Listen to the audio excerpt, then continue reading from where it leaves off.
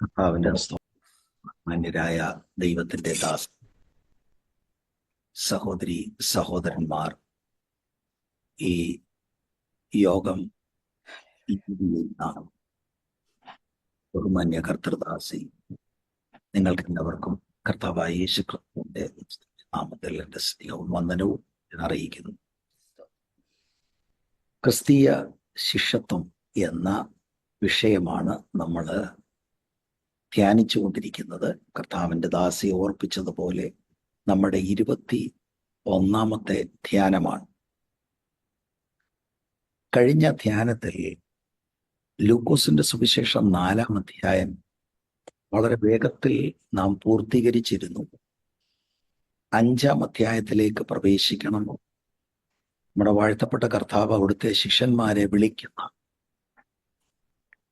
ആ വിളിയോടുള്ള ബന്ധത്തിൽ സംസാരിക്കണം എന്ന് എൻ്റെ മനസ്സിൽ ഒരു ചിന്ത വന്നു. അപ്പോൾ തന്നെ ഞാൻ ആ ഭാഗം വായിക്കുകയും ചിന്തിക്കുകയും ചെയ്യുമ്പോൾ 5-ാം അധ്യായത്തിലേക്ക് പ്രവേശിക്കാതെ 4-ാം അധ്യായത്തിൻ്റെ 42 മുതൽ 44 വരെയുള്ള ആ 3 വാക്യങ്ങളിൽ ഇന്ന് സമയം കേന്ദ്രീകരിക്കണം എന്ന് കർത്താവിൻ്റെ കൃപയിൽ ഞാൻ ശരണപ്പെടുകയാണ്. ലൂക്കോസ് 4:42 മുതൽ 44 വരെ. നേരം വെളുത്തപ്പോൾ അവൻ പുറപ്പെട്ടൊരു നിർജ്ജന സ്ഥലത്തേക്ക് പോയി. പുരുഷാരം അവനെ തിരഞ്ഞു. അവന്റെ അരികത്ത് വന്ന് തങ്ങളെ വിട്ടു പോകാതിരിപ്പാൻ അവനെ തടുത്തു. അവൻ അവരോട്, ഞാൻ മറ്റുള്ള പട്ടണങ്ങളിലും ദൈവരാജ്യം സുവിശേഷിക്കേണ്ടതാകുന്നു, ഇതിനായിട്ടല്ലോ എന്നെ അയച്ചിരിക്കുന്നത് എന്ന് പറഞ്ഞു. അങ്ങനെ അവൻ ഗലീലയിലെ പള്ളികളിൽ പ്രസംഗിച്ചു പോകും. ഈ 3 വാക്യം നമുക്ക് ഒന്ന് ചിന്തിപ്പാൻ കർത്താവ് കൃപ ചെയ്യട്ടെ. ഇപ്പം ഞാൻ സൂചിപ്പിച്ചതുപോലെ കഴിഞ്ഞ 20ാമത്തെ നമ്മുടെ മെഡിറ്റേഷനിൽ 4-ാം അധ്യായത്തിൻ്റെ 31 മുതൽ 37 വരെയുള്ള വാക്യങ്ങൾ പ്രധാനമായിട്ട് നമ്മൾ ചിന്തിച്ച ശേഷം ഞാൻ തിടുക്കത്തിൽ ഈ അധ്യായം ഒന്ന് പൂർത്തീകരിക്കാനൊരു ശ്രമമാണ് നടത്തിയത്. 31 മുതൽ 37 വരെയുള്ള വാക്യങ്ങളിൽ കർത്താവ് കഫർനഹൂമിലെ ഒരു സിനഗോഗിൽ ശുശ്രൂഷിക്കുന്നു. അവിടെ ദൈവവചനം പറഞ്ഞു. ഒരു ഭൂതത്തെ ഒരു മനുഷ്യനിൽ നിന്ന് പുറത്താക്കും. ഇങ്ങനെയാണ് നമ്മൾ ചിന്തിച്ചത്. എന്നിട്ടാണ് 42 മുതൽ 44 വരെയുള്ള വാക്യങ്ങൾ ഉൾപ്പെടെയുള്ള ബാക്കി അധ്യായം ഞാൻ വേഗത്തിൽ പൂർത്തീകരിക്കാൻ ശ്രമം നടത്തിയത്. 38 മുതൽ 39 വരെയുള്ള വാക്യങ്ങളിൽ ഈ സിനഗോഗിലെ ശുശ്രൂഷയ്ക്ക് ശേഷം കർത്താവ് പത്രോസിന്റെ ഭവനത്തിൽ ചെന്നു. അവിടെ പത്രോസിന്റെ അമ്മായിയമ്മയെ സൗഖ്യമാക്കുന്നതായിട്ട് നമ്മൾ കണ്ടു. 40-41 വാക്യങ്ങളിൽ സൂര്യൻ അസ്തമിച്ച ശേഷം ധാരാളം ആളുകളെ കർത്താവിൻ്റെ അടുക്കിലേക്ക് കൊണ്ടുവരുന്നു. കർത്താവരെ സൗഖ്യമാക്കുകയും ഭൂതോപദ്രവമുള്ളവരിൽ നിന്ന് ഭൂതത്തെ പുറത്താക്കുകയും ചെയ്യുന്നതായിട്ട് നമ്മൾ കണ്ടു. ഇതെല്ലാം ഒറ്റ ദിവസം നടക്കുന്ന ശുശ്രൂഷകളാണ്. എന്നിട്ട് 42 മുതൽ 44 വരെ അടുത്ത ദിവസം പുലർച്ചയ്ക്കാണ് കർത്താവ് ഒരു സ്ഥലത്തേക്ക്, സെക്ലൂഡഡ് ആയിട്ടുള്ള സോളിറ്ററി പ്ലേസിലേക്ക് കർത്താവ് പോകുന്നതായിട്ട് നമ്മൾക്ക് കാണുവാനായിട്ട് കഴിയുന്നത്. മർക്കോസിന്റെ സുവിശേഷം 1-ാം അധ്യായത്തിന്റെ 35 മുതൽ 39 വരെയുള്ള വേദഭാഗത്തിൽ ഇതേ കാര്യം അല്പം കൂടെ നമുക്ക് ഡീറ്റെയിൽഡ് ആയിട്ട് കാണുവാനായിട്ട് കഴിയും.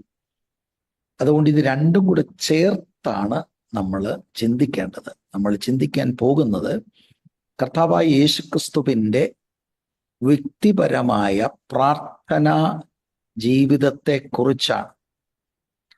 ഇത് ക്ലാസ്സുകൾ നിരന്തരമായി കേട്ടുകൊണ്ടിരിക്കുന്ന പ്രിയപ്പെട്ടവര്, നിങ്ങൾ ഓർക്കുന്നുണ്ടാകും, നമ്മുടെ ഈ ധ്യാനത്തിൽ 9ാമത്തെ ധ്യാനത്തിൽ കർത്താവായ യേശുക്രിസ്തുവിൻ്റെ പ്രാർത്ഥനാ ജീവിതത്തെക്കുറിച്ച് ഞാൻ വേഗത്തിൽ ഒന്ന് പറഞ്ഞിരുന്നു. എന്നിട്ട് ലൂക്കോസിന്റെ സുവിശേഷം 3-ാം അധ്യായം 21, 22 വാക്യങ്ങളിൽ കേന്ദ്രീകരിച്ചു. അവിടെ കാണുന്ന ആ പ്രയർ എന്നുള്ള വാക്ക്, ജനമെല്ലാം സ്നാനമേൽക്കുകയും യേശുവും സ്നാനമേറ്റു പ്രാർത്ഥിക്കുമ്പോൾ സ്വർഗം തുറന്നു പരിശുദ്ധാത്മാവ് ദേഹരൂപത്തിൽ പ്രാവ് എന്ന പോലെ അവന്റെ മേൽ ഇറങ്ങി വന്നു. അവിടെ നിന്നുകൊണ്ട് കുറെ റെഫറൻസുകൾ ലൂക്കോസിന്റെ സുവിശേഷത്തിൽ കർത്താവിന്റെ പ്രെയർ ലൈഫിനെ കുറിച്ചുള്ളത് ഞാൻ 9th മെഡിറ്റേഷനിൽ പറഞ്ഞിരുന്നു. ആ സന്ദർഭത്തിലും ഈ 4-ാം അധ്യായത്തിന്റെ 42 മുതൽ 44 വരെയുള്ള വാക്യങ്ങൾ പരാമർശിച്ച് മുന്നോട്ട് പോയിരുന്നു. എന്നാൽ അവിടെ നമ്മൾ നിന്നില്ല. കാരണം അന്ന് എനിക്ക് തിടുക്കം നിങ്ങളെ ഈ 3-ാം അധ്യായത്തിന്റെ 21, 22 വാക്യങ്ങളിൽ കൊണ്ടുവന്ന് അവിടെയാണ് നമ്മൾ അല്പസമയം നിന്ന് വിശദമായിട്ട് നമ്മൾക്ക് ചിന്തിപ്പാനിടയായി തീർന്നത്. കർത്താവ് പ്രാർത്ഥിച്ചത് പബ്ലിക് മിനിസ്ട്രിക്ക് പോകുന്നതിന് മുമ്പ് പ്രാർത്ഥിച്ചു. കർത്താവിൻ്റെ മേൽ ആത്മാവ് ഇറങ്ങി വന്നു എന്നതാണ് നമ്മൾ ചിന്തിച്ചത്. ഇപ്പൊ പബ്ലിക് മിനിസ്ട്രിക്ക് വേണ്ടിയുള്ള അനോയിന്റിങ്ങിനായി കർത്താവ് പ്രാർത്ഥിച്ചു എന്ന ആശയമാണ് നമ്മൾ ചിന്തിച്ചത്. നമ്മൾ ഉൾക്കൊണ്ട ദൂത്, ശുശ്രൂഷയ്ക്ക് നമുക്കും അഭിഷേകം ആവശ്യമാണ്. പ്രാർത്ഥിച്ചാൽ നമ്മെ ഏൽപ്പിച്ച ദൗത്യം നിർവഹിക്കുവാനുള്ള അഭിഷേകം ദൈവം പകരും, ദൈവം തരും എന്നുള്ള കാര്യമാണ് നമ്മൾ ഉൾക്കൊണ്ടത്. ലൂക്കോസിന്റെ സുവിശേഷം നിങ്ങൾ പഠിക്കുമ്പോൾ കർത്താവായ യേശുക്രിസ്തുവിന്റെ വ്യക്തിപരമായ പ്രെയർ ലൈഫിനെ കുറിച്ച് ധാരാളം നമ്മൾക്ക് കാണാൻ കഴിയും. ഒരു പരിധിവരെ ഞാൻ ആ 9ാമത്തെ നമ്മുടെ ധ്യാനത്തിൽ റെഫറൻസുകൾ ചിലതൊക്കെയെങ്കിലും പറഞ്ഞു എന്നാണ് എൻ്റെ ചിന്ത. അപ്പൊ കർത്താവിൻ്റെ ആ പെർഫെക്റ്റ് ഹ്യൂമാനിറ്റിയിൽ as a man Jesus prayed to the Father എന്നുള്ളത് നമ്മൾ മനസ്സിലാക്കിയ ഒരു ധ്യാനമായിരുന്നു അത്. ഇപ്പൊ ഞാൻ നേരത്തെ സൂചിപ്പിച്ചതുപോലെ നമ്മളിങ്ങനെ ഓരോ അധ്യായങ്ങളിലൂടെ പോകുമ്പോൾ എങ്ങനെയാണ് കർത്താവിൻ്റെ ഐഹിക ജീവിതം ജീവിച്ചത് എന്നത് നമ്മൾ മനസ്സിലാക്കി അത് ഉൾക്കൊണ്ട് ആത്മാവിൻ്റെ സഹായത്തോടെ അങ്ങനെ ജീവിക്കുവാനായി സമർപ്പിക്കപ്പെടണം. അപ്പൊ ഇവിടെ നമ്മൾ പ്രെയർ ലൈഫിനെ കുറിച്ചാണ്. പ്രെയറിനെ കുറിച്ച് കർത്താവിൻ്റെ പഠിപ്പിക്കലുകളുണ്ട്. അത് നമുക്ക് പിന്നീട് ചിന്തിക്കാൻ കഴിയും. കർത്താവ് ശിഷ്യത്വത്തെക്കുറിച്ച് പഠിപ്പിച്ച ധാരാളം പാഠങ്ങളുണ്ട്. അതും നമുക്ക് പിന്നീട് ചിന്തിക്കാൻ കഴിയും. ഇപ്പോൾ നമ്മൾ കടന്നു പോകുന്നത് ജീസസിന്റെ ലൈഫ് ഇൻ ഹിസ് ഹ്യൂമാനിറ്റി, അതാണ് നമ്മൾ ചിന്തിച്ചു കൊണ്ടിരിക്കുന്നത്. ഒറ്റ വാക്കിൽ പറഞ്ഞാൽ കർത്താവായ യേശുക്രിസ്തുവിന്റെ ഐഹിക ജീവിതത്തിൽ വ്യക്തിപരമായ പ്രാർത്ഥന എന്നുള്ളത് ജീസസിന്റെ ലൈഫിന്റെ ഇൻറ്റഗ്രൽ പാർട്ടായിരുന്നു. അത് തന്നെ നമുക്കൊരു ചലഞ്ചാണ്. കർത്താവിനെ അനുഗമിക്കുവാനായി സമർപ്പിക്കപ്പെട്ടിരിക്കുന്ന നമ്മുടെ ജീവിതത്തിൽ നമുക്ക് പലപ്പോഴും നമ്മുടെ ജീവിതത്തിൽ പോരായ്മ ഉണ്ടാകുന്നത് പ്രെയർ ലൈഫിലാണ്. ജീസസിന്റെ മാതൃക പിൻപറ്റുവാനായി നമ്മൾ തയ്യാറാകണം. ജീസസിന് ഒരു അപാര പ്രെയർ ലൈഫ് ഉണ്ടായിരുന്നു എന്നതാണ് നമുക്ക് ദൈവവചനത്തിലൂടെ കാണുവാനായിട്ട് കഴിയുന്നത്. അപ്പം 4-ാം അധ്യായം, ലൂക്കോസിന്റെ സുവിശേഷം 4-ാം അധ്യായം 42 മുതൽ 44 വരെയുള്ള വാക്യങ്ങളിൽ നിന്ന് 3 പ്രധാനപ്പെട്ട കാര്യങ്ങളാണ് ഞാൻ പറയാൻ പോകുന്നത് ജീസസിന്റെ പ്രെയർ ലൈഫിനോടുള്ള ബന്ധത്തിൽ. 1, പ്രാർത്ഥനയ്ക്ക് കർത്താവ് കൊടുത്ത മുൻഗണനയും പ്രാധാന്യതയും. A priority for prayer. ഈ 42-ാം വാക്യത്തിൽ നമുക്കതിൻ്റെ ഒരു ദൂത് നമ്മൾക്ക് കാണാൻ കഴിയും. കർത്താവിൻ്റെ ആ പ്രയോറിറ്റിയും ഇമ്പോർട്ടൻസ് പേഴ്സണൽ പ്രെയർ ലൈഫിൽ കർത്താവ് കൊടുത്തത്. നോക്കി 42 വാക്യത്തിന്റെ ആദ്യ ഭാഗം, നേരം വെളുത്തപ്പോൾ. ശബത്തിലാണ് പള്ളിയിൽ പോയത് കഫർനഹൂമിൽ. അവിടെ ഉപദേശിച്ചു, ഭൂതത്തെ പുറത്താക്കി. അന്നേ ദിവസം തന്നെയാണ് പത്രോസിന്റെ ഭവനത്തിൽ പോയത്. അന്ന് സന്ധ്യയിലാണ് ധാരാളം ആളുകളെയൊക്കെ സൗഖ്യമാക്കിയത്. അപ്പൊ ഇവിടെ നേരം വെളുത്തപ്പോൾ എന്ന് പറയുമ്പോൾ ഞായറാഴ്ച രാവിലെ എന്നതാണ് നമ്മൾ മനസ്സിലാക്കേണ്ടത്. 42 വാക്യത്തിന്റെ 2 ഭാഗം, അവൻ പുറപ്പെട്ട ഒരു നിർജ്ജന സ്ഥലത്തേക്ക് പോയി. അപ്പൊ പത്രോസിന്റെ ഭവനം വിട്ട് കർത്താവ് ഒരു സെക്ലൂഡഡ് ആയിട്ടുള്ള സോളിറ്ററി പ്ലേസിലേക്ക് പോവുകയാണ്. അപ്പൊ ഇതിനെക്കുറിച്ചൊരു വിശദീകരണം നമ്മൾ മനസ്സിലാക്കണമെങ്കിൽ മർക്കോസ് 1:35 വരണം. അതികാലത്ത് ഇരുട്ടോടെ അവൻ എഴുന്നേറ്റ് പുറപ്പെട്ടൊരു നിർജ്ജന സ്ഥലത്ത് ചെന്ന് പ്രാർത്ഥിച്ചു. അപ്പൊ ഈ സെക്ലൂഡഡ് ആയിട്ടുള്ള സോളിറ്ററി പ്ലേസിലേക്ക് കർത്താവ് പോകുന്നതിന്റെ ഉദ്ദേശം എന്ന് പറയുന്നത് പ്രാർത്ഥിക്കാൻ വേണ്ടിയാണ്. അപ്പൊ മർക്കോസ് ആണ് അത് കുറച്ചുകൂടെ വളരെ വ്യക്തമാക്കുന്നത്. അപ്പൊ ആ പ്രൈവറ്റ് സ്ഥലത്ത് alone with his father in heaven, ഇത് കർത്താവിനെ അനുഗമിക്കുന്ന നമുക്ക് അനുഗമിക്കാൻ ഏറ്റവും ആവശ്യമാകുന്ന ഒരു കാര്യമാണ്. Jesus is our example. അപ്പൊ അവിടെ എഴുതിയിരിക്കുന്നു മർക്കോസ് അതികാലത്ത് ഇരുട്ടോടെ എന്നൊക്കെയാണ്. വളരെ വിശദമായിട്ടാണ് അത് എഴുതുന്നത്. അപ്പൊ എൻ്റെ പഠനത്തിൽ എനിക്ക് മനസ്സിലായത് ഇത് അതിരാവിലെ 3 മണിക്കും 6 മണിക്ക് ഇടയ്ക്കുള്ള സമയം ആകാനാണ് സാധ്യത. യഹൂദന്മാരുടെ 4-ാം യാമത്തിലാണ് എന്നതാണ് ഞാൻ ചിന്തിക്കുന്നത്. അപ്പൊ അതിനകത്ത് അത്രയും ഞാൻ എംഫസിസ് കൊടുക്കുന്നത് മറ്റൊരു കാര്യത്തിലേക്ക് നിങ്ങളുടെ ശ്രദ്ധ തിരിക്കാൻ വേണ്ടിയാണ്. അതിരാവിലെ between 3 a.m. and 6 a.m. Jesus got up, went to the secluded place to pray. അപ്പൊ അവിടെ ജീസസ് പ്രാർത്ഥനയ്ക്ക് കൊടുക്കുന്ന ആ ഒരു വലിയ ഇമ്പോർട്ടൻസ് നമുക്ക് കാണാൻ കഴിയും. എന്നിട്ട് മർക്കോസ് നിർജ്ജന സ്ഥലത്ത് എന്ന് പ്രാർത്ഥിച്ചു എന്ന് പറയുമ്പോൾ ആ വാക്ക്, ആ പ്രേയിങ്, ആ പ്രാർത്ഥിച്ചു എന്ന വാക്ക്, ശരിക്കും ആ വാക്ക് നമ്മളൊന്ന് പഠിച്ചാൽ അവിടെ അർത്ഥമാക്കുന്നത് ആ ഏർലി മോർണിംഗ് ആഴ്സ് കർത്താവ് പ്രാർത്ഥിച്ചുകൊണ്ടേയിരുന്നു എന്ന അർത്ഥത്തിലാണ്. അല്ലാതെ ജസ്റ്റ് അങ്ങോട്ട് ചെന്നു ഒന്ന് പ്രാർത്ഥിച്ചു പിന്നെ മടങ്ങിയത്.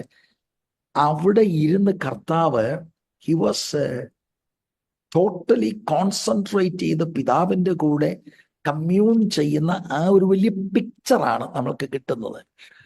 He spend much time continually praying എന്നുള്ള ഒരു അർത്ഥമാണ് നമ്മൾക്ക് അവിടെ കിട്ടുന്നത്.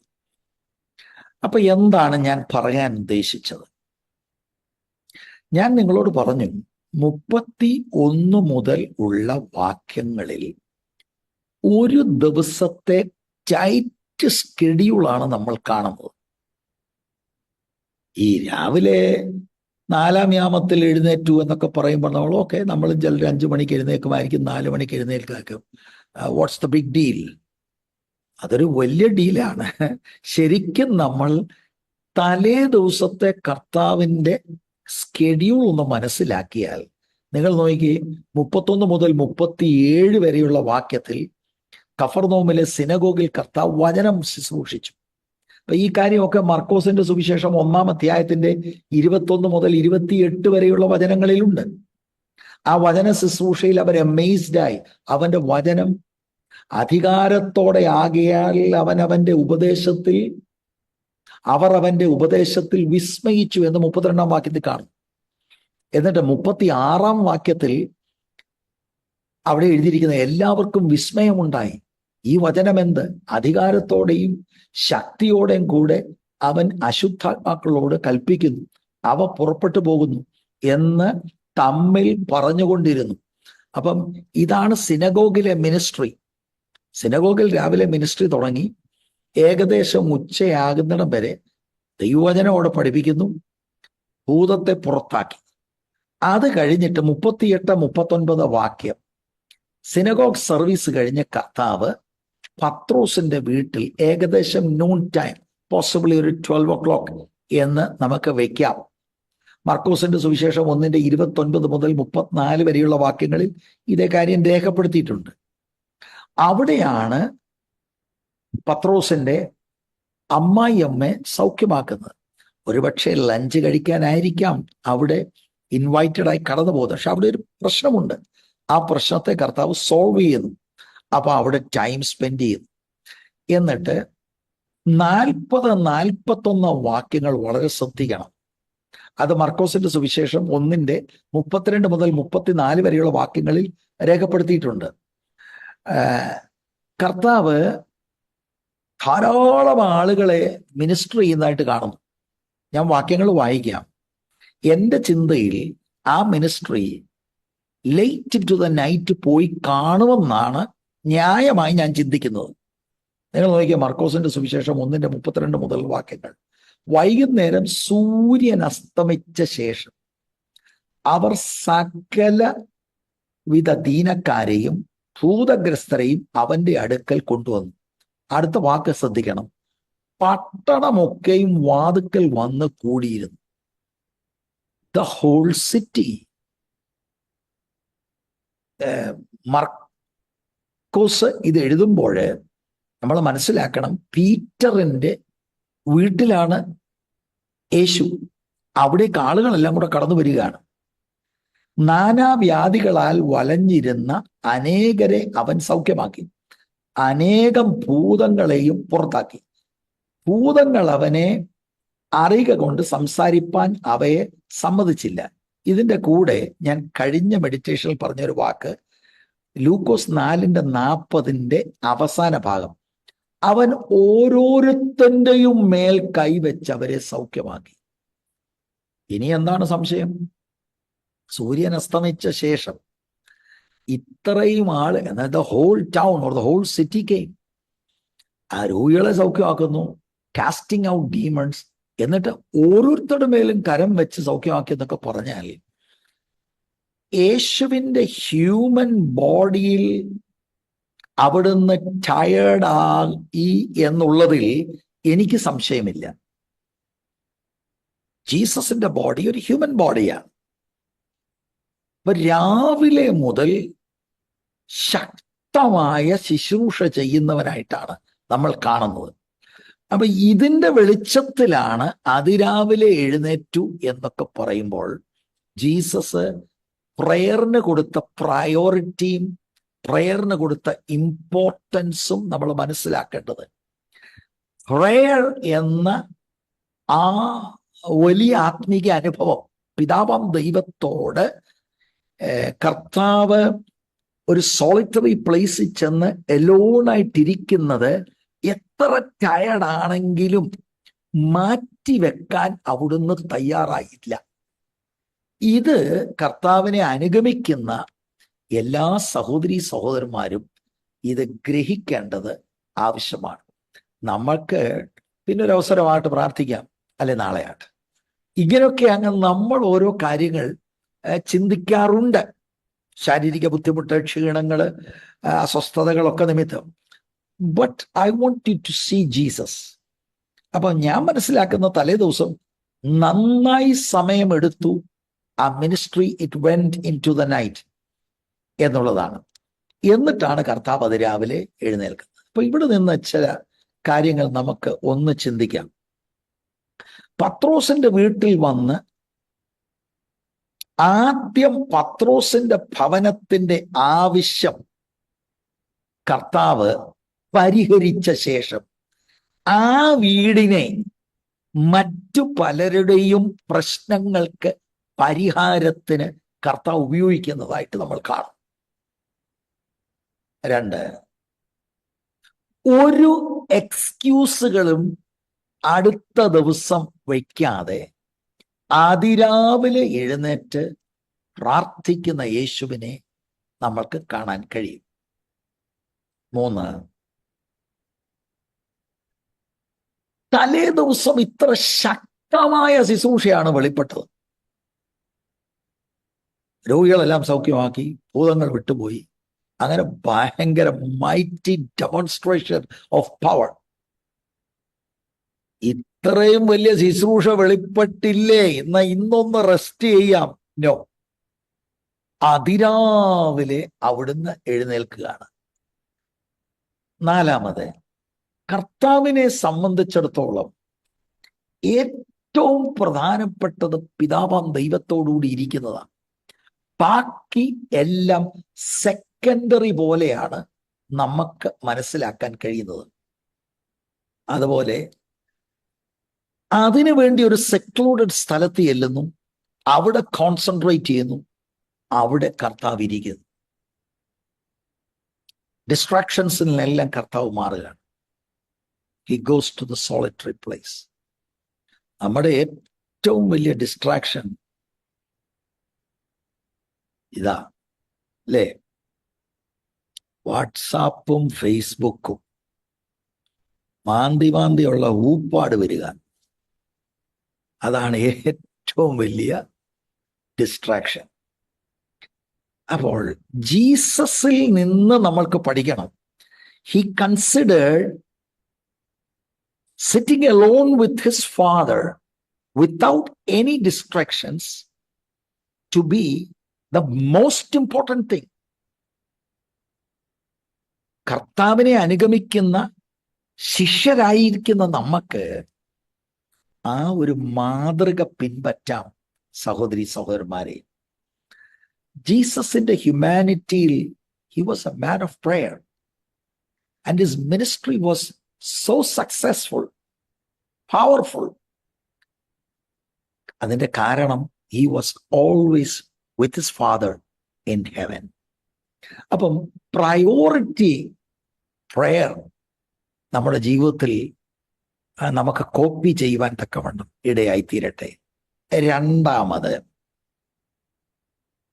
പ്രാർത്ഥനയ്ക്ക് കർത്താവിനൊരു സ്ഥലമുണ്ടായിരുന്നു.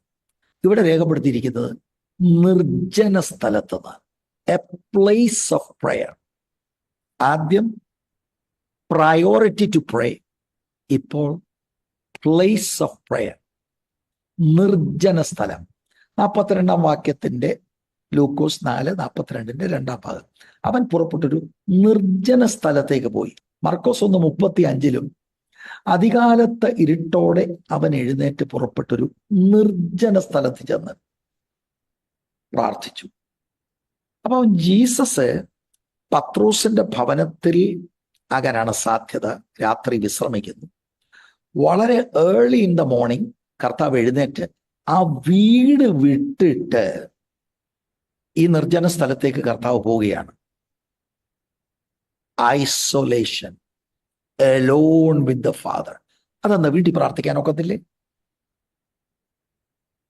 വീട്ടിൽ ഞാൻ മനസ്സിലാക്കുന്നത്, പത്രോസിന്റെ അമ്മായിയമ്മയെ കർത്താവ് സൗഖ്യമാക്കിയെന്നൊക്കെ പറയുമ്പോൾ പീറ്ററിന്റെ ഫാമിലി ഉണ്ട്, പോസിബിളി ആൻഡ്രൂയുടെ ഫാമിലി ഉണ്ട്. ഇങ്ങനെയൊക്കെ ക്രൗഡഡ് ആയിരിക്കുന്ന അന്തരീക്ഷത്തിൽ ഡിസ്ട്രാക്റ്റഡ് ആകാൻ സാധ്യത ഉള്ളത് കൊണ്ട്, because he valued prayer so much, he went to the solitary place to be alone with his Father in heaven. അതാകാനാണ് സാധ്യത. കാരണം പിതാവാം ദൈവത്തോടുള്ള ആ കമ്മ്യൂണിയൻ എത്ര സീരിയസ് ആണ്.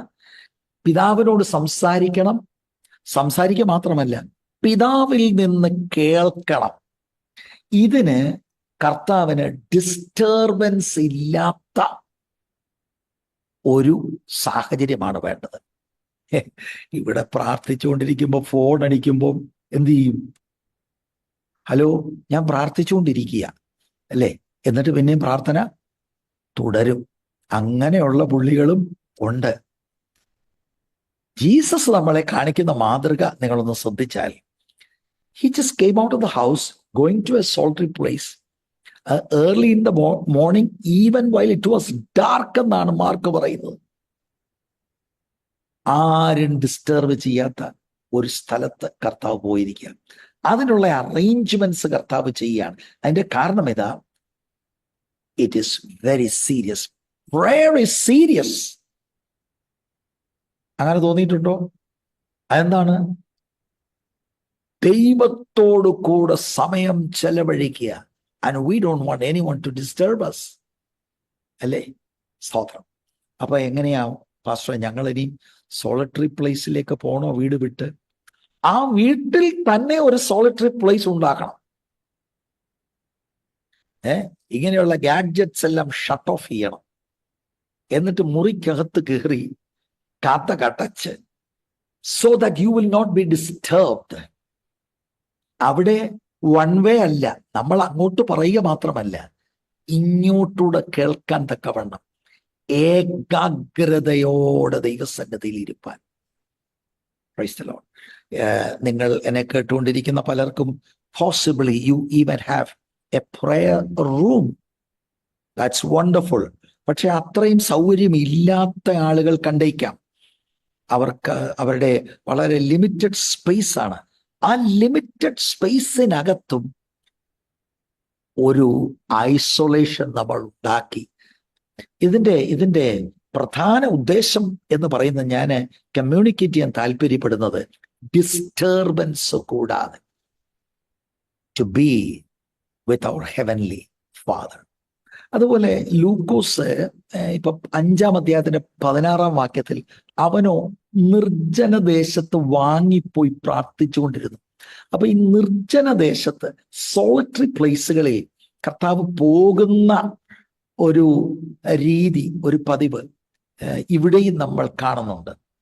അപ്പൊ അത് വളരെ നമ്മൾ ഒന്ന് അടിവരയിട്ട് ഒരു ഊന്നൽ കൊടുത്ത് നമ്മളത് മനസ്സിലാക്കണം എന്ന് കർത്തൃനാമത്തിൽ ഞാൻ ഓർപ്പിക്കുകയാണ്. ഓരോ ദിവസത്തെയും ശുശ്രൂഷയുടെ നടത്തിപ്പും ശുശ്രൂഷയെക്കുറിച്ച് കൃത്യമായി പിതാവിൻ്റെ പാദപീഠത്തിൽ ഇരുന്ന് കർത്താവിന് സംസാരിക്കണം. അങ്ങനെയാണ് കർത്താവ്. അല്ലാതെ കർത്താവ് ശിഷ്യന്മാരെയൊക്കെ വിളിച്ചുകൊണ്ട് മക്കളെ ഇന്നത്തെ കാര്യമൊക്കെ എങ്ങനെയാ? നോ നോ നോ നോ, അങ്ങനെയല്ല. ഞാൻ അങ്ങോട്ട് പോകാനാ താല്പര്യപ്പെടുന്ന ഭൂരിപക്ഷം നമുക്കൊന്ന് നോക്കാം. നിങ്ങൾ എത്ര പേര് യോജിക്കുന്നു? യോജിക്കുന്നവർക്ക് കൈപൊക്കാം, യോജിക്കാത്തവർക്ക് കൈ താഴ്ത്തിയിടാം. ഇങ്ങനെയുള്ള പരിപാടിയൊന്നും അല്ല കർത്താവിൻ്റെത്. He wants to do the will of his Father in heaven. അതിന് പിതാവിൻ്റെ സന്നിധിയിൽ ഡിസ്റ്റർബൻസ് കൂടാതെ ഇരിക്കുകയാണ്. നിർജ്ജന ദേശത്ത് വാങ്ങിപ്പോയി കർത്താവ് ഇരിക്കുകയാണ്. അപ്പൊ കർത്താവ് ഈ ശുശ്രൂഷകളെല്ലാം ചെയ്യുന്നത് പിതാവിൻ്റെ തികഞ്ഞ ഇഷ്ടത്തിലാണ് ചെയ്യുന്നത്. ആത്മാവിൻ്റെ ശക്തിയോടെയാണ് ചെയ്യുന്നത്. മറ്റാളുകളെ കൺസൾട്ട് ചെയ്തോ, എക്സ്പേർട്സിനെ കൺസൾട്ട് ചെയ്തോ, ഒപ്പീനിയനുകൾ ഈ ഡിസൈപ്പിൾസിനെ വിളിച്ചു വരുത്തി നിങ്ങളുടെയൊക്കെ ഒപ്പീനിയൻ എന്താ? No, what is the father's will. അപ്പൊ അതിന് പ്രെയർ ആവശ്യമാണ്. കർത്താവിന് ഇങ്ങനെ ഭൂരിപക്ഷം എടുത്ത് ഉള്ള മിനിസ്ട്രി ഒന്നുമല്ല. He sought the father's will. അത് പ്രാർത്ഥനയിലാണ്. എന്നെ കേട്ടുകൊണ്ടിരിക്കുന്ന എല്ലാ ബഹുമാന്യരായ ശുശ്രൂഷകർ, സഹോദരി സഹോദരന്മാരെ, how much more we all need to prayer. അടുത്ത ഞായറാഴ്ച എന്താണ് പ്രസംഗിക്കേണ്ടത്? ഏത് വേദഭാഗമാണ് തിരഞ്ഞെടുക്കേണ്ടത്? We don't know. ആരൊക്കെ അവിടെ വരും? വി ഡോണ്ട് നോ, അല്ലേ?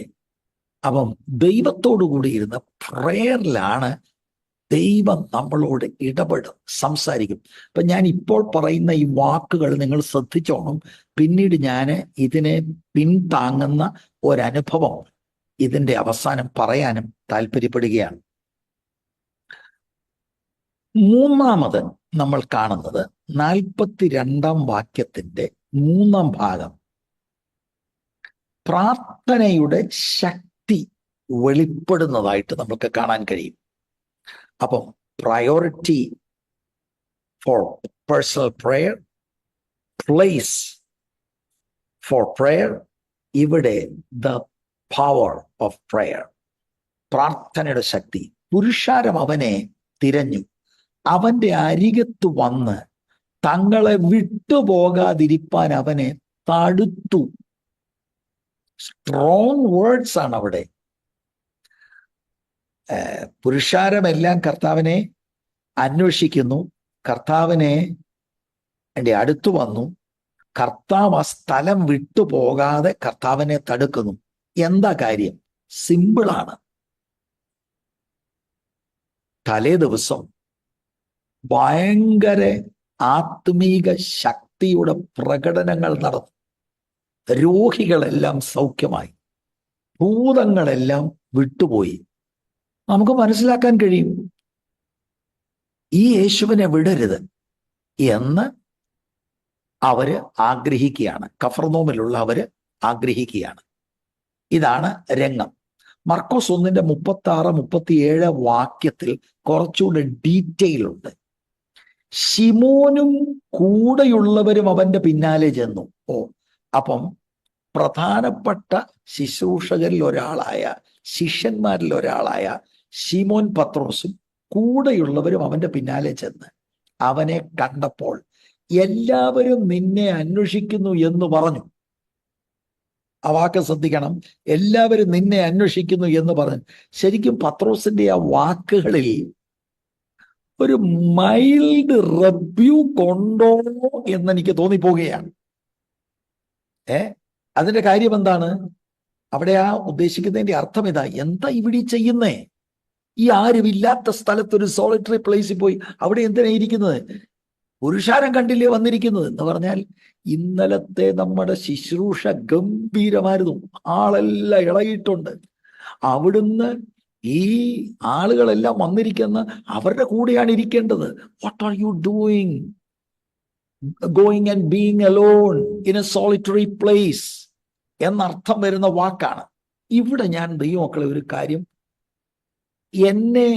എൻ്റെ ഉള്ളത്തോട് ഇടപെട്ട ഒരു കാര്യം, ശരിക്കും ഞാൻ ഇതിനകത്ത് മനസ്സിലാക്കുന്നത് ഇതൊരു വലിയ ട്രാപ്പാണ്, ഒരു ഭയങ്കര അപകടമാണ്. അപ്പൊ നമ്മൾ മനസ്സിലാക്കണം, പത്രോസിന്റെ നേതൃത്വത്തിലാണ് ആളുകൾ വന്ന് കർത്താവിനെ തടുക്കുന്നത്. പത്രോസ് ആരാണ്? കർത്താവിന്റെ പ്രധാനപ്പെട്ട ഒരു ശിഷ്യനാണ്. മാത്രമല്ല, ശ്രദ്ധിക്കണേ, ജീസസ് ആരുടെ കൂടെ താമസിക്കുന്നത്? പത്രോസിന്റെ കൂടെ. വീട്ടുടമസ്ഥൻ വന്ന്, പ്രധാന ശിഷ്യൻ വന്ന് ഇവിടെ നിൽക്കണമെന്നും ഇവരുടെ കൂടെ നിൽക്കണമെന്നൊക്കെ പറഞ്ഞാൽ നമുക്ക് അങ്ങനെ അങ്ങ് തള്ളിക്കളയാൻ ഒക്കുമോ? അനേക പാസ്റ്റർമാരുടെ പ്രശ്നം ഇതാ. എന്താണ്? സഭയിലെ ഏറ്റവും വലിയ പുള്ളിയും ആസ്തിയുള്ള പുള്ളിയും ചില പിടിപാടുള്ളവരും എന്ന് പറഞ്ഞാൽ അച്ചായം പറഞ്ഞതാ, അതുകൊണ്ട് നമുക്ക് എന്ത് ചെയ്യാനൊക്കും? നമുക്കത് തള്ളിക്കളയാൻ പറ്റത്തില്ല. ജീസസിനെ കണ്ടു പഠിക്കണം. മനസ്സിലായോ? പീറ്റർ വന്ന് ഈ കാര്യം പറയാം. എന്നിട്ട് പീറ്റർ വന്ന് പറയുന്നത് എൻകറേജിങ് ആയിട്ടുള്ള ഒരു വലിയ സംഭവമാണ്. എല്ലാവരും നിന്നെ അന്വേഷിക്കുന്നു. ഇതെല്ലാം നോക്കി, ഒന്ന് പിടിപാടുള്ള ഒരാള്, അദ്ദേഹത്തിന്റെ വീട്ടിലാണ് നമ്മൾ താമസിക്കുന്നത് അല്ലേ? എന്നിട്ട് വന്ന് പറയുന്നത് എന്താ? എല്ലാവരും അങ്ങേ അന്വേഷിക്കുകയാണ്. അപ്പം ഒരു പോസിറ്റീവായിട്ടുള്ള ഒരു വലിയ സന്ദർഭമാണ് ഇവിടെ നമ്മൾ കാണുന്നത്, വളരെ പോസിറ്റീവായിട്ടുള്ള. ഇതിനകത്ത് ഇന്നത്തെ ആധുനിക ശുശ്രൂഷകര് ദൈവം നടത്തിയ വഴികൾ, കാരണം പ്രധാനയാള് ഞാനവിടെ താമസിക്കുന്നു, അവരുടെ റിക്വസ്റ്റാണ്, ജനമെല്ലാം ഇളകിയിട്ടുണ്ട്, എല്ലാവരും കൂടെ വന്ന് പറയുന്നത് എന്താ? ഇവിടുന്ന് പോകരുത്, പോകരുത്, ദൈവത്തിന്റെ വഴികൾ. അങ്ങനെ ഞാൻ അമേരിക്കയിൽ അങ്ങ് താമസിച്ചു. പ്രൈസ് ദി ലോർഡ്, സ്തോത്രം. പക്ഷെ ജീസസ് റിയാക്ട് ചെയ്യാണ്. ബൈ ദ വേ, 2 ചർച്ചുകള് ഞാൻ സന്ദർഭവശാൽ അങ്ങ് ഓർത്തത് കൊണ്ട് പറയാം. 2 ചർച്ചുകൾ US-ല് ഞാൻ ആ സ്ഥലം സന്ദർശിച്ചപ്പോൾ എന്നോട് റിക്വസ്റ്റ് ചെയ്തിരുന്നു അവിടെ താമസിക്കാൻ. ഇൻ ദ ഇയർ 2000, ഓക്കെ, ഞാൻ ശരിക്കും നിങ്ങളോട് പറയാം, എനിക്കിതൊന്നും മനസ്സിലായില്ല. ഞാൻ അപ്പോഴേ അവിടുത്തെ സ്ഥലം വിട്ടു. ഞാൻ കുറെ നാൾ മുമ്പ് എൻ്റെ മകനുമായിട്ട് ഇത് ഷെയർ ചെയ്തു. സ്തോത്രം. And I praise God. നിങ്ങളുടെ അവിടെ വന്ന് അവിടെ താമസിച്ച് പാർക്കാൻ വിളിയുള്ളവർക്കായി ഞാൻ ദൈവത്തിന് സ്തോത്രം ചെയ്തു. വിളിയില്ലാതെ വന്നാൽ അതൊരു ട്രാപ്പാണ്. That's my point. എനിക്ക് ആ വിളിയില്ലായിരുന്നു. അവിടെ താമസിച്ച് അന്ന് ശുശ്രൂഷ ചെയ്യാൻ ഇല്ലായിരുന്നതുകൊണ്ട് നേരെ ഐരൂക്ക് വന്നു. Praise the Lord. അത് നിമിത്തം എന്തുണ്ടായി?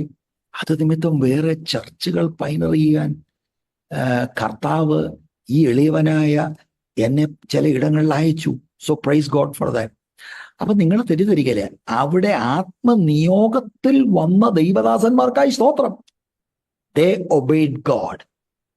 അവിടെ നിൽക്കാഞ്ഞ ദൈവദാസന്മാർക്കായി സ്തോത്രം. ദേ ഒബേഡ് ഗോഡ്. ഇനി അവിടെ നിൽക്കാൻ പ്രേരണയില്ലാത്തവർ അവിടെ നിന്നവരോടാണ് എനിക്ക് പറയാനുള്ളത്, ഈ സ്ട്രെസ്സിനകത്ത് നമ്മൾ പെടരുത്. ജീസസിനെ പിതാവ് അയച്ചിരിക്കുന്നത് വേറെ ഒരു ദൗത്യത്തിന് വേണ്ടിയാ. ഇവിടുത്തേത് ഹി കംപ്ലീറ്റഡ് ഇറ്റ്. ഈ ട്രാപ്പ് ശ്രദ്ധിക്കണം. കർത്താവിന് ഇതെങ്ങനെ അറിയാം ഇവിടം വിട്ട് പോണമെന്ന്? That's the power of God in prayer. പ്രാർത്ഥനയിൽ തന്നെ ഇരിക്കുമ്പോൾ പിതാവുമായിട്ടുള്ള കമ്മ്യൂണിക്കേറ്റ് ചെയ്ത് ആ ഫെലോഷിപ്പിലാണ് കർത്താവിന് മനസ്സിലാകുന്നത്. നോ, പത്രോസ് വന്നാലും നാട് മുഴുവൻ ഇളകിയാലും നോ, ആ നോ പറയാനുള്ള ബോൾഡ്നെസ് കിട്ടുന്നത് ദാറ്റ് ഈസ് ഇൻ പ്രയർ.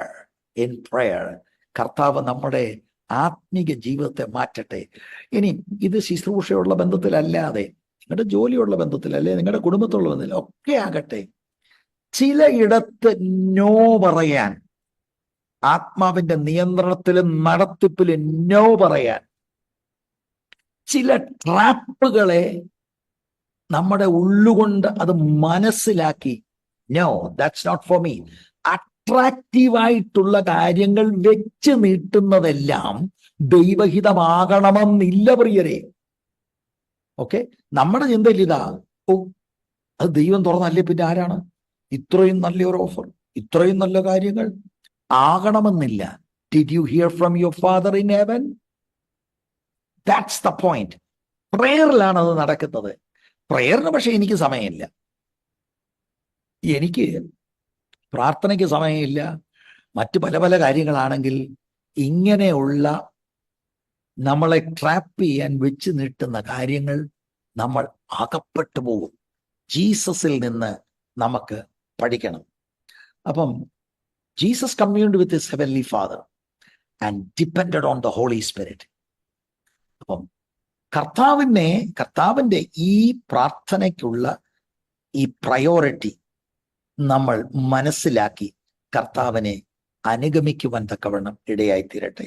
43-ാം വാക്യം, അവൻ അവരോട്, ഞാൻ മറ്റുള്ള പട്ടണങ്ങളിലും ദൈവരാജ്യം സുവിശേഷിക്കേണ്ടതാകുന്നു, ഇതിനായിട്ടല്ലോ എന്നെ അയച്ചിരിക്കുന്നത് എന്ന് പറഞ്ഞു.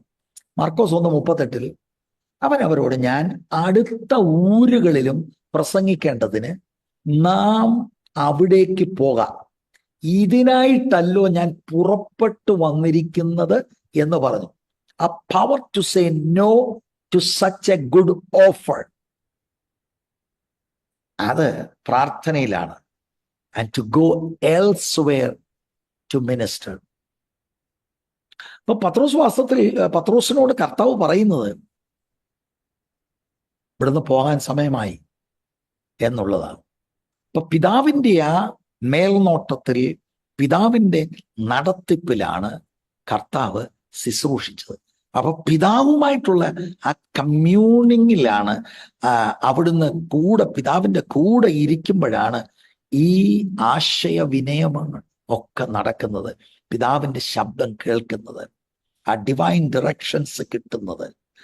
43 ആദ്യ ഭാഗം, അവൻ അവരോട്, ഞാൻ മറ്റുള്ള പട്ടണങ്ങളിലും ദൈവരാജ്യം സുവിശേഷിക്കേണ്ടതാകുന്നു. അപ്പം കഴിഞ്ഞ ദിവസമൊക്കെ അത്ഭുതങ്ങൾ നടന്നു, ഭൂതങ്ങൾ വിട്ടുപോയി, അത് നിമിത്തമാണ് ജനമെല്ലാം ഇളകി വന്നിരിക്കുന്നത്. പക്ഷെ കർത്താവ് അവരെ അതിന് ശാസിക്കുന്ന ഒന്നുമില്ല. മിറാക്കുലസ് സയൻസ് കർത്താവ് പെർഫോം ചെയ്തതിലുള്ള ഇൻട്രസ്റ്റ് ആണ്, അതൊന്നും കർത്താവ് നിരുത്സാഹപ്പെടുത്തുന്നില്ല. എന്നാൽ നമ്മൾ മനസ്സിലാക്കണം, ആ സയൻസ് കർത്താവ് തലേ ദിവസം ചെയ്ത അത്ഭുതങ്ങളും അടയാളങ്ങളും ഭൂതത്തെ പുറത്താക്കിയതെല്ലാം അതിൽ തന്നെ വിടുതലല്ല. ജീസസ് വന്നത് കേവലം ഒരു മിറക്കിൾ വർക്കറായിട്ടല്ല, ഗോസ്പൽ പ്രസംഗിക്കുന്ന ഒരു പ്രീച്ചറായിട്ടാണ്. സുവിശേഷത്തിന്റെ സന്ദേശം കേട്ട് ആളുകൾ അത് വിശ്വസിക്കാതെ അവരിൽ നിത്യജീവൻ ഉണ്ടാകത്തില്ല, ദൈവരാജ്യത്തിൽ അവർ പ്രവേശിക്കുകയില്ല എന്നതാണ് മനസ്സിലാക്കേണ്ടത്. കാരണം കർത്താവ് പറയാ, എനിക്കിനി ധാരാളം ഇടത്ത് പോയി ദൈവരാജ്യം പ്രസംഗിക്കണം. അപ്പൊ അതിന്റെ അർത്ഥം എന്താ? അത്ഭുതം വേണ്ട, അടയാളം വേണ്ട എന്നാണോ? അല്ല. അവരതുകൊണ്ടല്ലേ ഈ അടുത്ത ദിവസം വന്ന് തിരയുന്നത്. ഓക്കെ, കർത്താവ് അതിനെ ഒന്നും നിരുത്സാഹപ്പെടുത്തുന്നില്ല. എന്നാൽ അതിൽ തന്നെ ഒരു എൻഡ് അല്ല.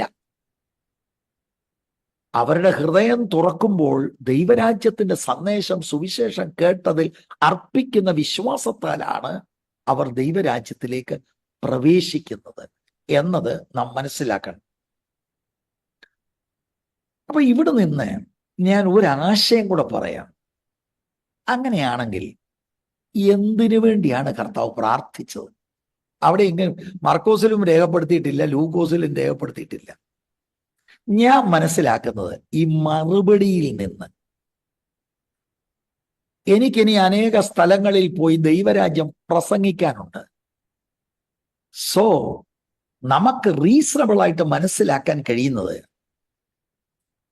പ്രസംഗ വിഷയവും പ്രസംഗിക്കാൻ പോകേണ്ട ഇടവും എന്നിങ്ങനെയുള്ള കാര്യങ്ങൾ, പ്രസംഗിക്കാൻ പോകുന്നിടത്ത് ആളുകളുടെ ഹൃദയം തുറക്കപ്പെടുക എന്നൊക്കെയുള്ള കാര്യങ്ങൾക്ക് വേണ്ടിയാണ് കർത്താവ് പ്രാർത്ഥിച്ചതായി നമ്മൾ ഗ്രഹിക്കേണ്ടത്. നമ്മൾ അങ്ങനെ ചിന്തിക്കുന്നതിൽ തെറ്റില്ല. Where to go, what to present there, present ചെയ്യുമ്പോൾ അവരുടെ ഹൃദയം തുറക്കപ്പെടേണ്ടതിന് എന്നിങ്ങനെയുള്ള സന്ദേശം അവർ ഉൾക്കൊള്ളുവാൻ തക്കവണ്ണം അവർ ഒരുക്കപ്പെടേണ്ടതിനായി കർത്താവ് പ്രാർത്ഥിച്ചു എന്ന് വേണം നമ്മൾ ചിന്തിക്കാൻ.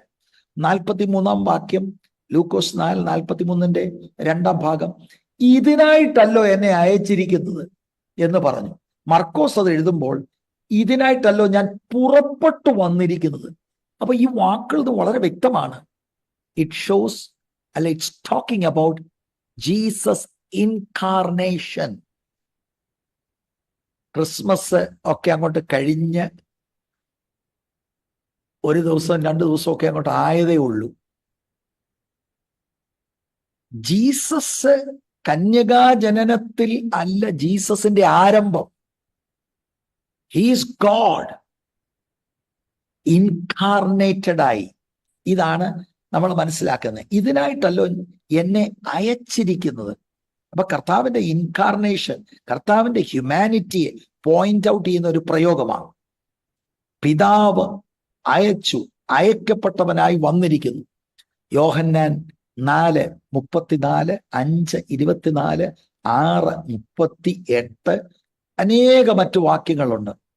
റിപ്പീറ്റഡ് ആയിട്ട് കർത്താവ് പറയുന്ന ഒരു പ്രയോഗമാണ്, പിതാവാണ് എന്നെ അയച്ചത്. യോഹന്നാൻ 6:38 നിങ്ങൾക്കറിയാമെന്ന് ഞാൻ വിചാരിക്കട്ടെ. എന്നെ അയച്ച പിതാവിന്റെ ഇഷ്ടം ചെയ്യുവാനാണ് ഞാൻ സ്വർഗത്തിൽ നിന്ന് ഇറങ്ങി വന്നിരിക്കുന്നത് എന്ന് കർത്താവ് പറയുന്നുണ്ട്. The father send the son. അപ്പോൾ എന്തിനാണ് അയച്ചത്? കേവലം പാപത്തിന്റെ ഫലമായി ശരീരത്തിൽ വെളിപ്പെട്ട കുറെ രോഗങ്ങളെ സൗഖ്യമാക്കുക മാത്രമല്ല, അതുപോലെ ചിലതിൻ്റെയൊക്കെ മനസ്സിനെ കവർന്നെടുത്തിരിക്കുന്ന പൈശാചിക വ്യാപാരങ്ങളെ പുറത്താക്കുക മാത്രമല്ല, പാപത്താൽ പിടിക്കപ്പെട്ട മനുഷ്യന്റെ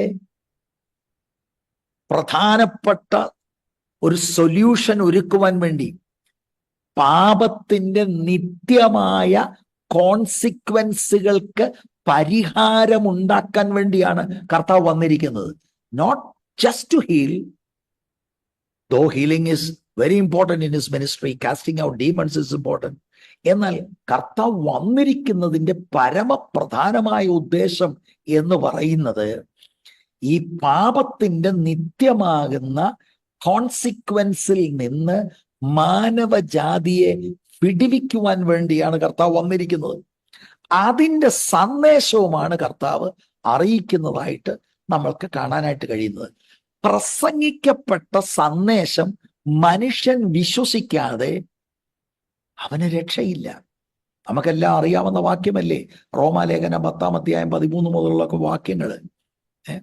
പ്രസംഗം കർത്താവ് യേശു കർത്താവെന്ന് ഹൃദയത്തിൽ വിശ്വസിക്കണമെങ്കിൽ ഈ ഗോസ്പൽ പ്രസംഗിക്കപ്പെടണം. അല്ല, 2 രോഗി സൗഖ്യമായി, ഒരു ഭൂതത്തെ കാസ്റ്റ് ഔട്ട് ചെയ്തു. ഇതെല്ലാം നല്ല കാര്യമാണ്. ഭൂതത്തെ കാസ്റ്റ് ഔട്ട് ചെയ്യണം, രോഗി സൗഖ്യമാകണം. പക്ഷെ ഈ ഭൂതം വിട്ടുപോയി കഴിഞ്ഞ് ഈ ആള് ആത്മരക്ഷയിലേക്ക് കടന്നു വന്ന് ഈ ആളിന്റെ ഉള്ളിൽ പരിശുദ്ധാത്മാവ് ഇറങ്ങി വന്ന് ആവസിക്കാതെ ഹീസ് ഇൻ ട്രബിൾ. സുവിശേഷം പ്രസംഗിക്കപ്പെടണം. ജീസസ് അതിനാണ് തിടുക്കം, പിതാവ് അതിനാണ് ഡയറക്റ്റ് ചെയ്യുന്നത്. ഒരു സ്ഥലത്ത് മാത്രം കേന്ദ്രീകരിക്കുകയല്ല, ഗോ,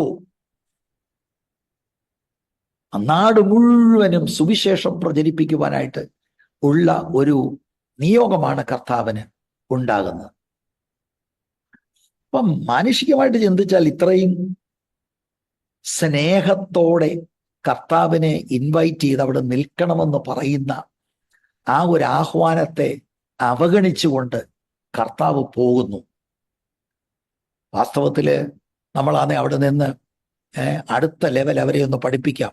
കർത്താവ് അങ്ങനെയല്ല. No, I am going. അടുത്ത ഒരു ദിവസം അവിടെ നിൽക്കുന്നില്ല, ഈസ് ജസ്റ്റ് ഗോയിങ്. അതെങ്ങനെയാണ്?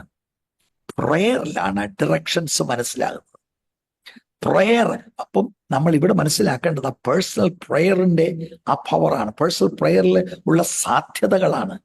പലപ്പോഴും നമ്മുടെ ജീവിതത്തിൽ ഇത് മിസ്സിങ് ആകുന്നത് കൊണ്ടാണ് പല ട്രാപ്പുകളിൽ നാം പെട്ടുപോകുവാൻ ഇടയായിത്തീരുന്നത്. 44-ാം വാക്യത്തിൽ നമ്മൾ കാണുന്നത്, അങ്ങനെ അവൻ ഗലീലയിലെ പള്ളികളിൽ പ്രസംഗിച്ചു പോന്നു. ഓൾ ഓവർ സിനഗോഗുകളിൽ ചെന്ന് കർത്താവ് പ്രസംഗിക്കുക. ഞാൻ ഈ എൻ്റെ പ്രസംഗം അവസാനിക്കുമ്പോൾ നിങ്ങൾ ഒരു കണക്ഷൻ കൂടെ കാണിച്ച് ഞാനെന്ന് നിർത്താൻ താല്പര്യപ്പെടുകയാണ്. നമ്മൾ ലൂക്കോസ് 3-ാം അധ്യായത്തിന്റെ 21-22 കർത്താവ് പ്രാർത്ഥിക്കുന്നു. അപ്പൊ നമ്മളവിടെ ചിന്തിച്ചു, അതെന്തിനാണ്? For the anointing. അതെന്തിനാണ്? Public ministry.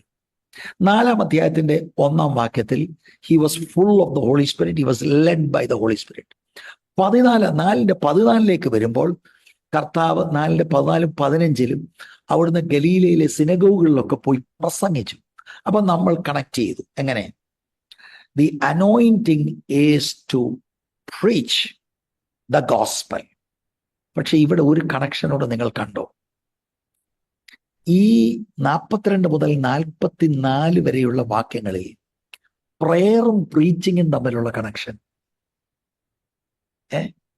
അപ്പം അനോയിന്റിങ് വേണം.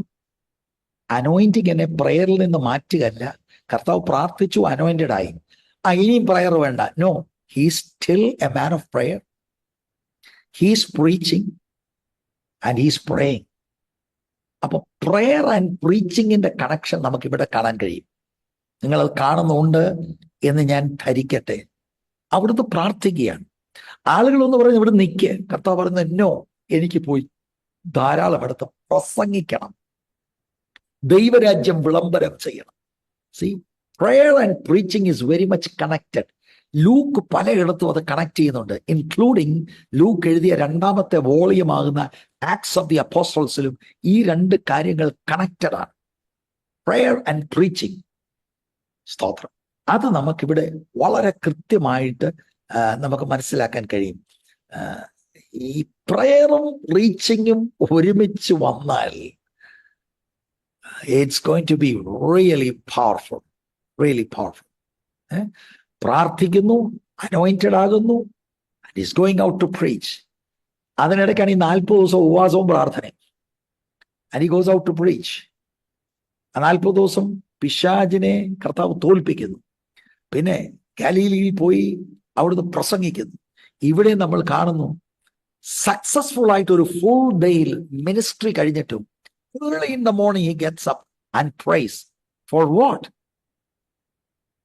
പിതാവിൽ നിന്ന് ഡിറക്ഷൻസ് കിട്ടുന്നു. എന്താണ് ഡിറക്ഷൻ? Go and preach. ദൈവദാസന്മാരായി ദാസിമാരായി എന്നെ കേൾക്കുന്നവരുണ്ട്. നമുക്ക് ഈ 2025 പ്രിയരെ അല്പം കൂടെ പ്രാർത്ഥിക്കാൻ ഒന്ന് തയ്യാറായാൽ നമ്മുടെ വചന ശുശ്രൂഷ മൂർച്ചയുള്ളതാകും എന്നുള്ളതിൽ യാതൊരു തർക്കവുമില്ല. ശുശ്രൂഷ മൂർച്ചയുള്ളതാകണമെങ്കിൽ let's get back to our knees. നമുക്കടുത്തയാൾ തലയെ കൈവച്ച് അനോയിന്റിങ് തരണമെന്ന് ചുളിവിലടിക്കാനാണ് എല്ലാവർക്കും ആഗ്രഹം. Let's follow Jesus Christ as disciples of Jesus. മടങ്ങി ദൈവവചന ധ്യാനത്തിലേക്കും മടങ്ങി പ്രാർത്ഥന മുറിയിലേക്കും നമ്മൾക്ക് മടങ്ങി വരാം. അങ്ങനെയാണെങ്കിൽ നമ്മുടെ ശുശ്രൂഷയ്ക്കൊക്കെ വലിയ മാറ്റങ്ങൾ ഉണ്ടാകും. Let's be led by the Holy Spirit. കർത്താവ് അയക്കുന്ന ഇടത്ത് അയക്കുന്നത് പറയാൻ. കർത്താവ് ദൈവരാജ്യം പ്രസംഗിക്കാനാണ് പോകുന്നത്. ഗലീലയിൽ എല്ലാ സിനഗോഗിലും നടന്നു കർത്താവ് പ്രസംഗിക്കുകയാണ്. അതിനായിട്ടാണ് പിതാവ് അയച്ചിരിക്കുന്നത്. അപ്പോൾ നോക്കിയ തന്ത്രം, ആ വലിയ നിയോഗത്തെ മാറ്റി ഒരു സ്ഥലത്ത് തളയ്ക്കാൻ നോക്കുന്നത് കർത്താവ് മനസ്സിലാക്കി ഡിസേൺ ചെയ്ത് he is going away from there. കർത്താവ് ഈ വചനത്താൽ നിങ്ങളെ അനുഗ്രഹിക്കട്ടെ. Priority to pray, a place for prayer, the power in prayer. എന്റെ കേൾവിക്കാരായ നിങ്ങൾക്ക് എല്ലാവർക്കും I'm wishing you a very happy and spirit-filled new year. May God bless each one of you, your families, and your children. God bless.